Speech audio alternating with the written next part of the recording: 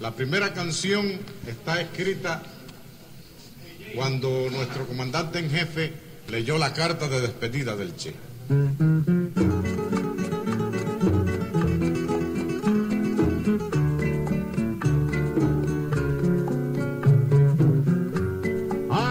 Aprendimos a quererte desde la histórica altura donde el sol de tu bravura le puso cerco a la muerte. Aquí se queda la clara, la entrañable transparencia de tu querida presencia, comandante Che Guevara.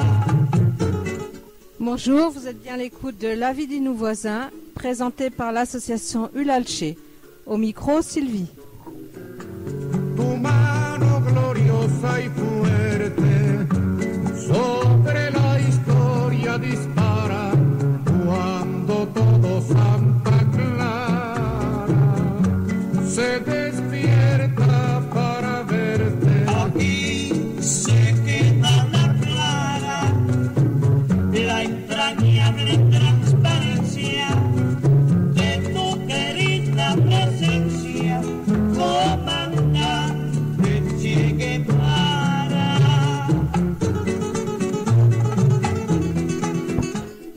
Aujourd'hui, nous aurons des informations de Cuba, du Mexique, du Venezuela, de la Colombie, de l'Équateur et de la Bolivie.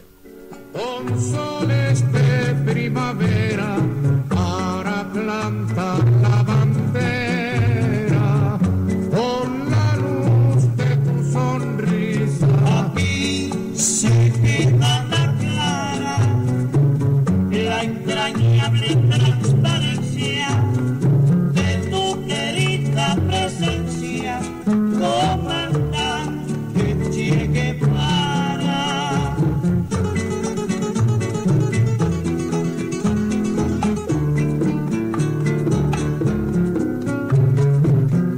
Tu amor revolucionario te conduce a nueva empresa donde esperan la firmeza de tu brazo libertario. Aquí se queda la clara, la entrañable transparencia de tu querida presencia, comandante Che Guevara.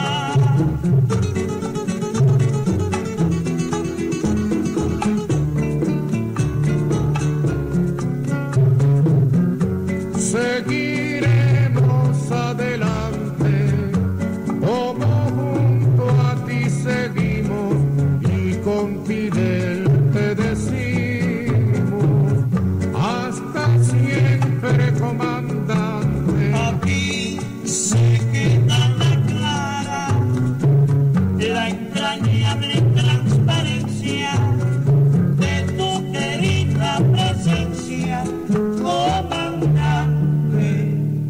Che Guevara.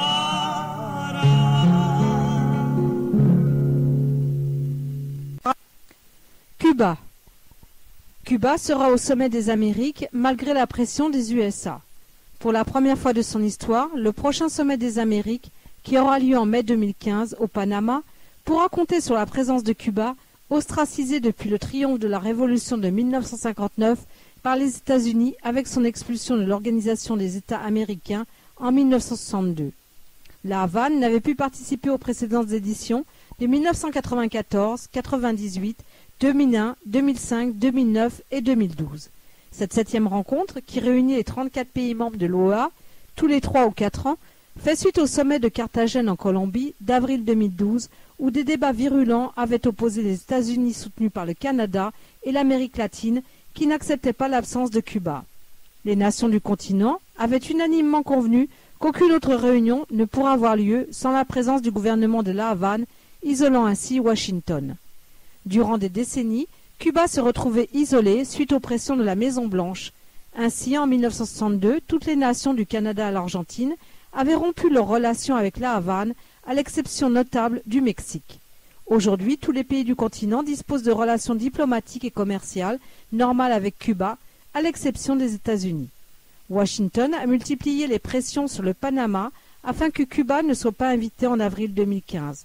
En plus des instances tractations diplomatiques directes, les États-Unis ont émis plusieurs déclarations publiques s'opposant à la participation de La Havane au prochain sommet des Amériques.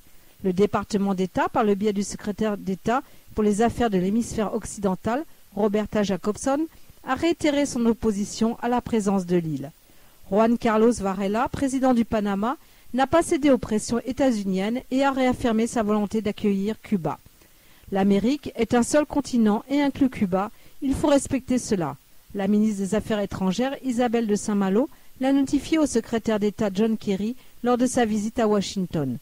Tous les pays doivent être présents. La participation de Cuba est importante car elle pourrait apporter beaucoup au débat sur la situation politique. Par exemple, les négociations pour la paix en Colombie se déroulent à La Havane. Le Panama a même symboliquement dépêché Isabel de Saint-Malo, vice-présidente de la République et également ministre des Affaires étrangères, à Cuba pour faire part de l'invitation au président Raúl Castro. La famille américaine serait incomplète sans Cuba. En tant qu'hôte, le Panama fait part de son souhait de compter sur la présence de tous les pays. Puisque le sommet est celui des Amériques et que Cuba est un pays des Amériques, pour la participation soit totale, la présence de Cuba est nécessaire. Si vous invitez votre famille à déjeuner et que vous mettez de côté un membre de la famille, n'est pas complète, a déclaré Isabel de Saint-Malo. De son côté, Martin Torrijos, président du Panama de 2004 à 2009, a salué le triomphe collectif de l'Amérique latine qui a su résister aux pressions en provenance du Nord.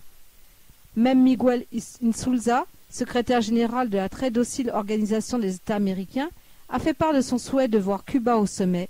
Il n'y a aucun motif légal qui empêche la participation de La Havane. Insulza a rappelé qu'il était temps pour les États-Unis d'essayer autre chose après plus d'un demi-siècle de politique hostile vis-à-vis de l'île de la Caraïbe et d'opter pour le dialogue. Lors du dernier sommet de 2012, plusieurs pays tels que l'Argentine, le Venezuela, la Bolivie et le Nicaragua avaient conditionné leur participation à l'édition de 2015 à la présence de Cuba. En mai 2014, les membres de l'Union des Nations sud-américaines, qui regroupe 12 nations, a rendu publique une déclaration exprimant sa volonté que la République sœur de Cuba soit présente au prochain sommet des Amériques de façon inconditionnelle et sur un plan d'égalité. De la même manière, Haïti et le Nicaragua ont partagé ce point de vue. Selon Managua, un sommet des Amériques sans Cuba n'est pas un sommet des Amériques. L'Équateur avait déjà boycotté le sommet de Carthagène de 2012. Son président, Rafael Correa, en avait expliqué les raisons. Un sommet des Amériques sans Cuba est inadmissible, tout comme est inadmissible une organisation des États américains sans Cuba. En 2009, l'OEA avait décidé d'abroger sa résolution relative à l'exclusion de l'île. L'Amérique latine ne peut tolérer cela. J'ai décidé que tant que je serai président de la République d'Équateur, je n'assisterai plus à aucun sommet des Amériques sans la présence de Cuba, a-t-il ajouté. La solidarité exprimée par l'Amérique latine vis-à-vis de Cuba est emblématique de la nouvelle ère que traverse le continent depuis une quinzaine d'années, marquée par une volonté d'émancipation, d'indépendance et d'intégration et le refus de l'hégémonie états-unienne. Elle illustre également l'isolement total dans lequel se trouve Washington et le rejet que suscite sa politique désuète et cruelle de sanctions économiques contre la Havane, lesquelles affectent les catégories les plus vulnérables de la société, à commencer par les femmes, les enfants et les personnes âgées.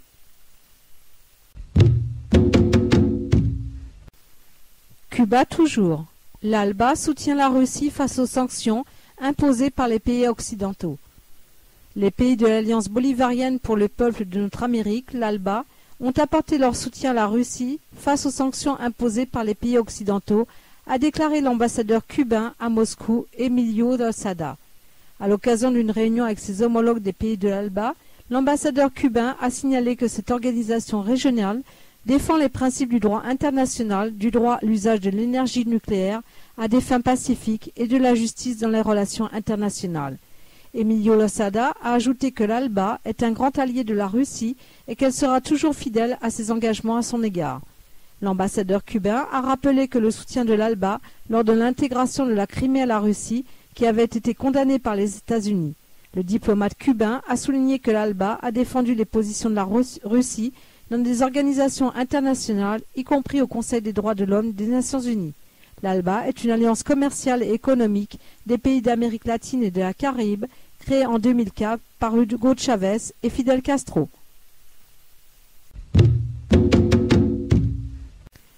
Mexique. 100 000 manifestants à Mexico pour dénoncer un crime d'État, réclamer justice pour les 43 étudiants disparus. Le Mexique a connu ce jeudi la plus grande manifestation depuis la révélation de la disparition et sans doute de l'exécution avec la complicité des autorités publiques de 43 étudiants au sud du pays. Les étudiants mexicains ne veulent plus vivre dans la terreur. On a parlé de dizaines de milliers de personnes dans les rues de Mexico ce jeudi. Les autorités ont d'abord parlé de 30 000 étudiants dans la rue avant de reconnaître que la place centrale Zócalo était pleine. 100 000 étudiants réclament justice au jour anniversaire de la Révolution. Or, comme le reconnaît le secrétaire de la sécurité publique du district fédéral, Jesus Rodríguez Almeida, pour Televisa, la place était pleine et elle peut accueillir 100 000 personnes. Je n'en ai pas la certitude, mais oui, c'était une manifestation de grande ampleur, a-t-il admis. Le défilé a vu converger 3 cortèges distincts, un partant d'Angel de la Independencia, l'autre du monument d'hommage à la Révolution, le dernier de la place des 3 cultures, le tout convergeant vers la place de la Constitution, dit Zócalo. Il faut rappeler que le jeudi 20 novembre marquait également la 104e anniversaire de la Révolution mexicaine.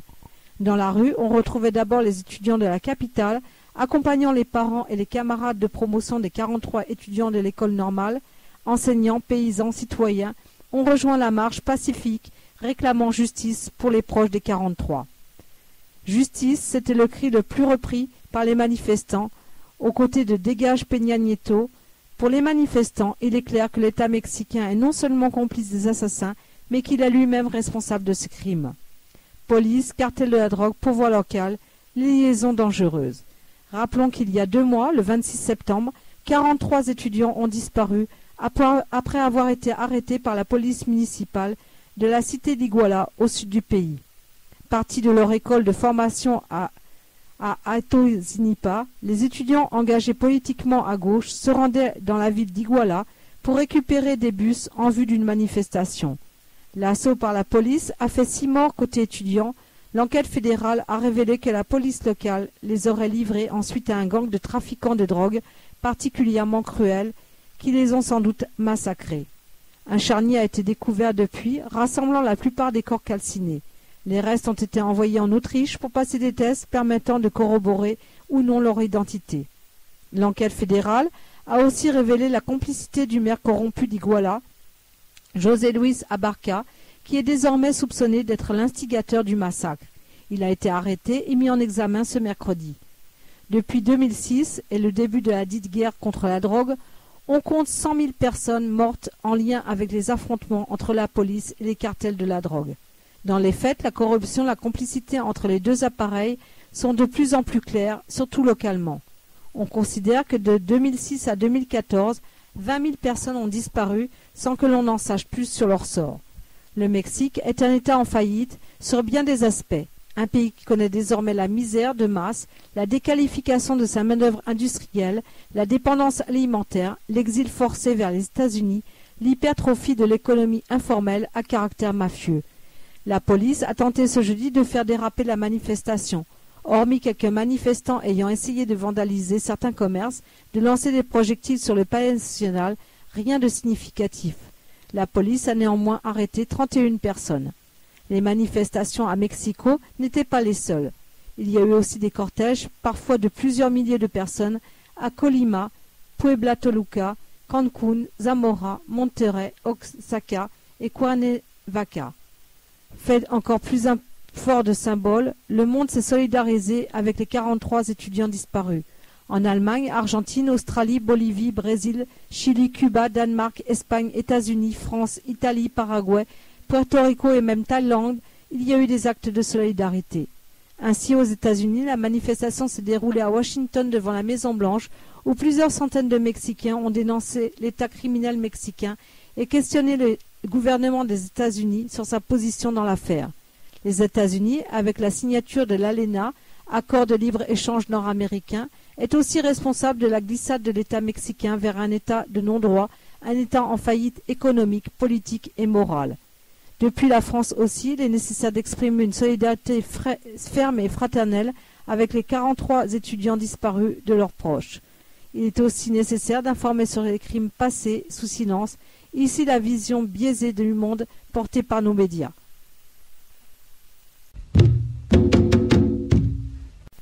Colombie. Une fillette hospitalisée en urgence avec 104 capsules de drogue dans le corps. Une fillette de 11 ans a été abandonnée la semaine dernière dans un centre hospitalier de la ville colombienne de Cali avec près de 104 capsules de cocaïne dans son estomac. Apparemment, c'est son propre père qui l'a contrainte à les ingérer pour sortir la drogue hors des frontières du pays, la petite fille faisant ainsi office de mule ou de courrier humain. Les images extraites de la bande vidéo sous surveillance de la clinique Valier des Lilies montrent un homme déposant la fillette aux urgences et l'abandonnant dans un état grave avec des symptômes sévères d'intoxication. Les médecins ont alors découvert, à leur plus grande stupeur, qu'elle avait avalé plus d'une centaine de capsules de drogue. Les policiers ont lancé un avis de recherche contre l'homme qui apparaît sur la vidéo en diffusant son portrait robot et en offrant une récompense alléchante, 9 000 $, à quiconque fournirait des informations à son sujet, tandis que la mère a d'ores et déjà été interpellée dans un quartier modeste de la ville de Cali. Cette dernière a informé la police que le père de l'enfant était venu la chercher et qu'elle n'était pas avec elle les heures qui ont précédé son hospitalisation d'urgence. Face au danger qui menaçait la vie de cette mineure, en raison des symptômes présentés, elle a subi une opération chirurgicale afin que les 104 capsules soient retirées de son corps. Tout semble indiquer qu'il s'agit de chlorhydrate de cocaïne, a informé le général Hoover Penilla aux médias. Il a ajouté « Tout semble indiquer qu'il s'agit d'une instrumentalisation et d'une utilisation de façon perverse de cette fillette par quelques adultes qui se servaient d'elle comme d'une mule pour transporter de la drogue de la Colombie vers un autre pays. Selon toute vraisemblance, la gamine devait prendre la direction de l'Europe pour livrer la marchandise. Les autorités ont retrouvé au domicile de la famille des billets d'avion et des passeports, ce qui confirme l'hypothèse selon laquelle il s'apprêtait à passer la drogue par voie aérienne. L'Institut colombien du bien-être familial a confirmé dans un communiqué la présence de 204 capsules dans l'estomac, soit entre 500 et 600 grammes de drogue. De la fillette, après son opération, elle a été placée en soins intensifs. Un cas comme celui-ci est aberrant, car il met la vie en danger d'une fillette âgée de seulement 11 ans. De ce fait, tous les moyens vont être mis en œuvre pour protéger cette mineure et l'éloigner de son entourage familial nocif, a affirmé le directeur régional de l'Institut John Harley Murillo. Si l'état de santé de la petite fille évolue favorablement, elle quittera l'hôpital dans une quinzaine de jours. L'une des capsules s'est rompue, c'est pourquoi la petite a présenté un état délirant, une conséquence directe des effets de cette substance dans son organisme. Au moyen d'un laxatif donné aux urgences, elle avait pu expulser quelques capsules, mais il a fallu intervenir de façon chirurgicale pour retirer toutes les autres. L'enquête de police doit déterminer si c'est bien le père de la fille qui lui avait fait avaler ces capsules. Des témoins confirment qu'il l'avait emmenée se promener pendant plusieurs heures avant que son état de santé ne se dégrade subitement. Il aurait eu, à cette occasion, le temps nécessaire pour lui infliger ce calvaire. La mère a confirmé que sa fille avait déjà voyagé avec son père en mars dernier vers l'Espagne. C'était d'ailleurs vers cette destination qu'il aurait de nouveau prévu de se rendre avec son enfant. Le directeur de la police antidrogue, Ricardo Restrepo, a affirmé qu'aucun cas similaire n'avait été enregistré jusque-là dans la région et que l'Espagne est l'une des destinations les plus empruntées par les narcotrafiquants pour expédier la drogue vers l'Europe via des mules humaines. En 2011, la police espagnole a démantelé un réseau qui avait recours à des bébés pour faire rentrer de la drogue en provenance d'Amérique latine. La cocaïne était alors camouflée dans les couches. Dans le rapport Monitorero de Cultivos de Coca 2012, dévoilé par l'Office des Nations Unies contre la drogue et le crime, la Colombie arrivait après le Pérou comme le plus grand producteur de cocaïne au niveau mondial. Venezuela. Petrocaribe, un instrument de lutte contre la pauvreté. Petrocaribe, fondé il y a 9 ans, a permis à ses membres de faire des pas importants en matière d'indépendance et de sécurité énergétique. Un total de 301 millions de barils de pétrole et de dérivés ont été fournis depuis le Venezuela, ce qui a permis une couverture de plus de 45% de la demande des 19 pays qui forment ce mécanisme. Des études réalisées par plusieurs agences soulignent que si Petrocaribe n'existait pas, les pays les plus petits et pauvres de la Caraïbe et de l'Amérique centrale auraient succombé à la crise mondiale déclenchée en 2008. Le renforcement de ce mécanisme d'intégration a été constaté à la 14e réunion des conseils des ministres. En 2007, Petrocaribe fournissait 56 000 barils de pétrole et de dérivés par jour. Ce chiffre s'élève actuellement à plus de 100 000. Ce bloc énergétique a dépassé le cadre énergétique. Comme l'a bien souligné à cette réunion le ministre vénézuélien des Affaires étrangères, Rafael Ramirez, il est devenu un important instrument de développement qui travaille pour promouvoir l'égalité, pour surmonter la pauvreté. Petrocaribe est devenu un mécanisme d'échange et la fraternité entre les peuples. Petrocaribe a investi près de 4 milliards de dollars dans plus de 432 programmes sociaux ou dans la création d'entreprises mixtes dont ont bénéficié tous les membres. On a appris, après la rencontre de Caracas, qu'alors qu'en 2005, le PIB de la totalité des pays qui ont adhéré à Petrocaribe était de 269 milliards de dollars, en 2012, ce chiffre a atteint 355 milliards, ce qui équivaut à une croissance de 24,3%, ce qui est une preuve des pas faits sur le plan de développement économique et social, de souveraineté et d'autodétermination.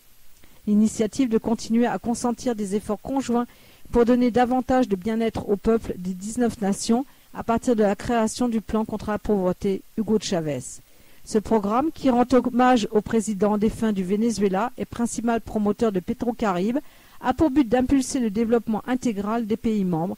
Il est en même temps la matérialisation d'un projet de la FAO, l'Organisation des Nations Unies pour l'alimentation et l'agriculture, pour lutter contre la pauvreté. En juin 2013, l'établissement d'une zone économique, au-delà de la coopération dans le domaine énergétique, qui était à l'origine de la fondation de ce bloc. Les échanges dans les domaines du transport, des communications, du tourisme, du commerce, du social et de la culture y sont promus. Petrocaribe a pour but, en ce 10e anniversaire, de continuer à se consolider en tant qu'espace commun pour des échanges justes et équitables, un espace de lutte contre la pauvreté. Bolivie. Les autorités sont fières de récupérer la statuette d'Ekeko qui se trouvait en Suisse. Le président de la Bolivie, Evo Morales, a annoncé fièrement, il y a quelques jours, qu'il a obtenu la restitution d'une statuette appartenant à la culture précolombienne qui avait quitté le territoire sud-américain illégalement en 1858 et a annoncé fièrement, parallèlement au retour de cette pièce archéologique, une croisade diplomatique visant à récupérer les pièces du patrimoine national dérobées au fil des siècles. Le chef de l'État a présenté la pièce lors d'une conférence de presse et a remercié à cette occasion la collaboration des autorités suisses qui ont fait en sorte que ce bien culturel soit restitué. Il s'agit d'une figurine en pierre taillée qui représente le dieu andin Ekeko, une figure nationale, une déité porteuse de l'énergie de l'abondance, appartenant à la culture Pucara, antérieure à celle de la Tiahuanacota. Elle remonterait à 2 siècles avant Jésus-Christ. Evo Morales a rappelé que la statuette avait quitté la Bolivie de façon illégale, victime de l'invasion européenne, lorsqu'en 1858, un diplomate suisse visitant Tiwanaku est reparti avec cet objet après avoir lamentablement fait boire une liqueur appelée cognac à des natifs. En 1929, les petits-enfants de ce diplomate ont vendu la statuette au musée de Berne avant qu'elle ne soit finalement restituée après 1 an de tractation entre le ministère des Affaires étrangères et celui de la culture de Bolivie et les autorités suisses. En Bolivie, la figurine monopolisera davantage l'attention du public et de la science, a souligné le directeur du musée d'histoire de Berne. La figurine sera présentée de façon officielle au peuple bolivien lors d'une cérémonie organisée le 24 janvier prochain. Par la suite, on ignore encore si elle sera présentée au musée national de La Paz ou si elle fera son retour au site archéologique situé à environ 90 km de La Paz. Durant la période coloniale, nos ressources naturelles ont été en permanence pillées. Des pays, des conquérants, qui ont fait leur arrivée en 1492, un certain 12 octobre, sur le continent aujourd'hui appelé Amérique.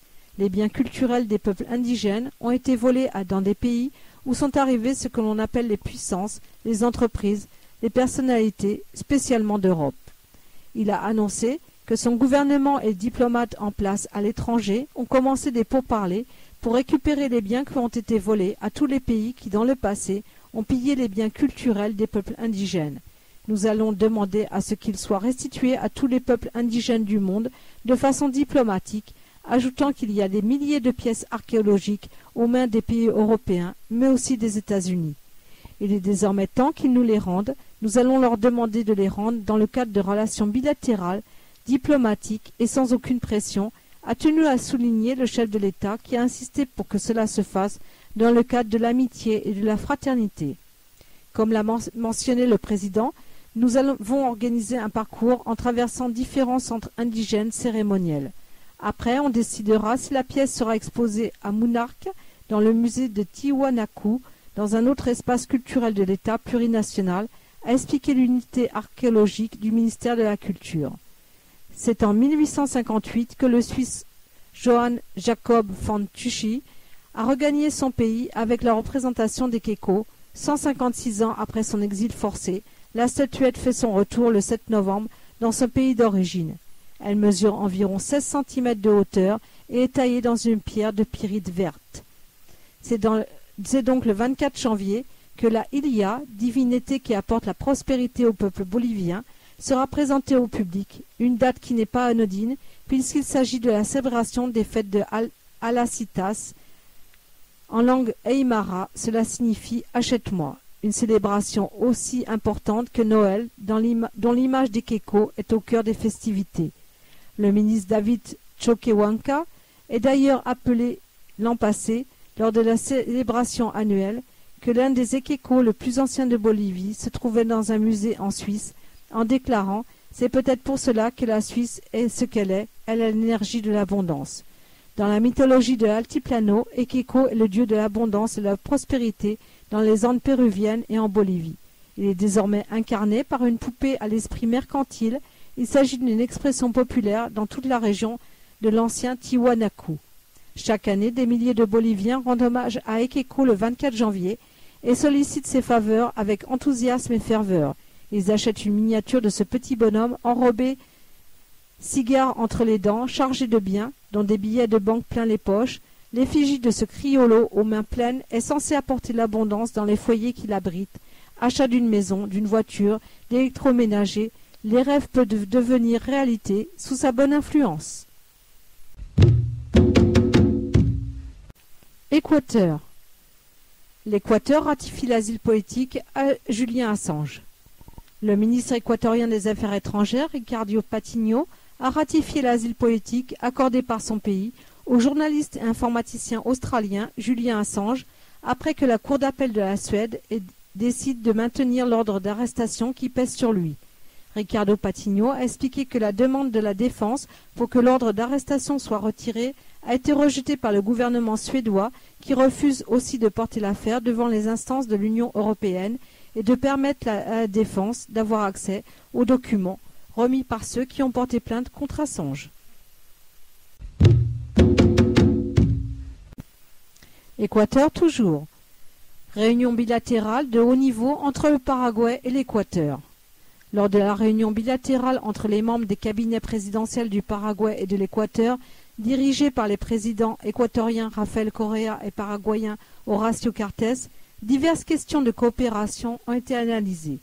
Le président hôte, Rafael Correa, a de nouveau souhaité la bienvenue à la délégation et a confirmé que l'Équateur était intéressé à coopérer avec le Paraguay. En effet, cette nation est une puissance dans les questions agricoles et d'élevage. Ils nous offrent leur coopération, par exemple, pour développer notre bétail destiné à la consommation de viande, a-t-il dit.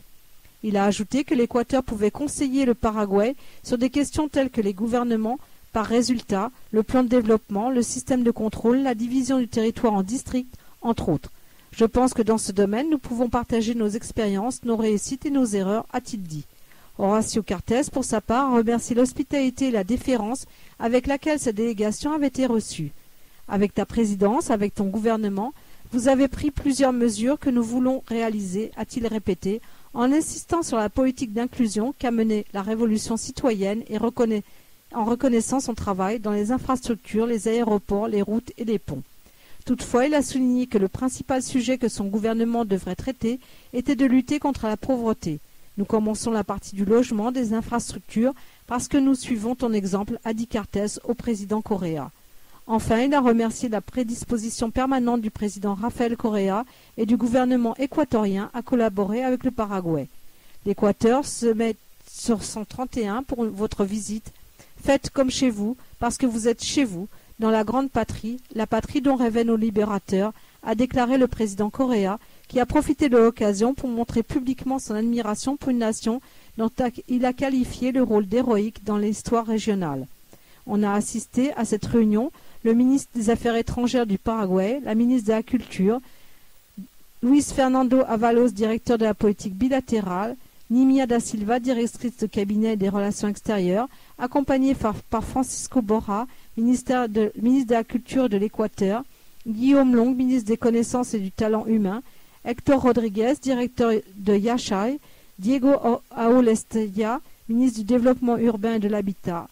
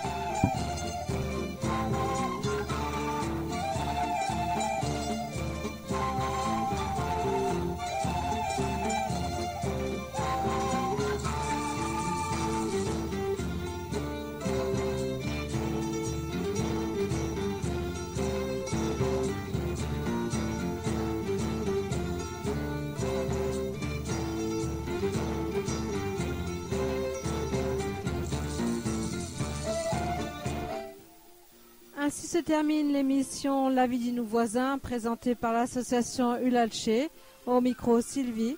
Je vous souhaite de passer une très bonne fin de journée. À bientôt.